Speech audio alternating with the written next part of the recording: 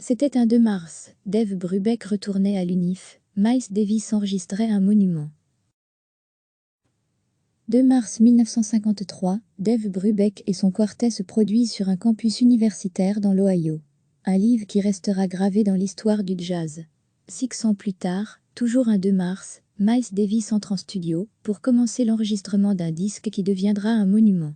En 1953, rares étaient les concerts de jazz donnés dans les collèges ou les universités. En poussant les portes de l'université d'Oberlin dans l'Ohio, Dave Brubeck devenait un peu précurseur dans le domaine. Lui qui a étudié la médecine vétérinaire à Stockton, c'est un retour musical sur les bancs de l'école pour propager son amour du jazz et son sens rythmique qui fera sa marque de fabrique quelques années plus tard. Des rythmiques atypiques qui feront notamment le succès de l'innovant album Timut paru en 1959 et contenant le célébrissime titre Tac Five. Ce 2 mars 1953, l'alchimie entre le jeu du quartet et l'audience est au rendez-vous. Les étudiants apprécient, le quartet prend plaisir à jouer. Dave Brubeck au piano est entouré de son fidèle compagnon musical Paul Desmond au saxophone alto, Ron Crotty à la basse et Lloyd Davis à la batterie. Au programme, seulement 5 standards, 5 titres qui vont conquérir le public et mettre en évidence les qualités des musiciens. Le solo de Dave Brubeck est intense sur The Foolish Thing, le saxophone alto de Paul Desmond est inspirant sur Perdido et The Way You Look Tonight et les interprétations mémorables sur Oig the Moon et Stardust. Ron Crotty et le batteur Lloyd Davis apportant un soutien calme et régulier au quatuor. Jazz à Oberlin, un album du Dave Brubeck Quartet à redécouvrir sans modération. 6 ans plus tard, Miles Davis entre en studio pour l'enregistrement de ce qui deviendra une référence en jazz. Le 2 mars 1959, Miles Davis pousse lui les portes du Columbia 30th Street Studio de New York. Premier jour, le deuxième aura lieu en avril, de l'enregistrement de King of Blue, première forme aboutie de jazz modal.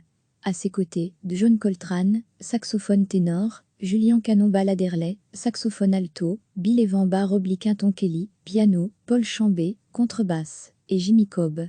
Mais savaient-ils seulement ce 2 mars 1959 qu'ils allaient enregistrer un des monuments de l'histoire du jazz ? 2 mars 1953, Dave Brubeck et son quartet se produisent sur un campus universitaire dans l'Ohio. Un livre qui restera gravé dans l'histoire du jazz. 6 ans plus tard, toujours un 2 mars, Miles Davis entre en studio pour commencer l'enregistrement d'un disque qui deviendra un monument. En 1953, rares étaient les concerts de jazz donnés dans les collèges ou les universités. En poussant les portes de l'université d'Oberlin dans l'Ohio, Dave Brubeck devenait un peu précurseur dans le domaine. Lui qui a étudié la médecine vétérinaire à Stockton, c'est un retour musical sur les bancs de l'école pour propager son amour du jazz et son sens rythmique qui fera sa marque de fabrique quelques années plus tard.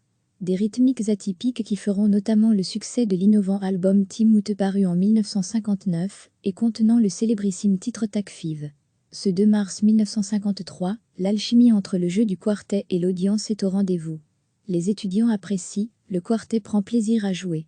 Dave Brubeck au piano est entouré de son fidèle compagnon musical Paul Desmond au saxophone alto, Ron Crotty à la basse et Lloyd Davis à la batterie. Au programme, seulement 5 standards, 5 titres qui vont conquérir le public et mettre en évidence les qualités des musiciens. Le solo de Dave Brubeck est intense sur The Foolish Thing, le saxophone alto de Paul Desmond est inspirant sur Perdido et The Way You Look Tonight et les interprétations mémorables sur Oig the Moon et Stardust. Ron Crotty et le batteur Lloyd Davis apportant un soutien calme et régulier au quatuor. Jazz à Oberlin, un album du Dave Brubeck Quartet à redécouvrir sans modération. 6 ans plus tard, Miles Davis entre en studio pour l'enregistrement de ce qui deviendra une référence en jazz. Le 2 mars 1959, Miles Davis pousse lui les portes du Columbia 30th Street Studio de New York. Premier jour, le deuxième aura lieu en avril, de l'enregistrement de King of Blue, première forme aboutie de jazz modal. À ses côtés, John Coltrane, saxophone ténor, Julian Cannonball Adderley, saxophone alto, Bill Evans Tonton Kelly, piano, Paul Chambé, contrebasse, et Jimmy Cobb. Mais savaient-ils seulement ce 2 mars 1959 qu'ils allaient enregistrer un des monuments de l'histoire du jazz ? Cliquez sur s'abonner pour recevoir les dernières nouvelles.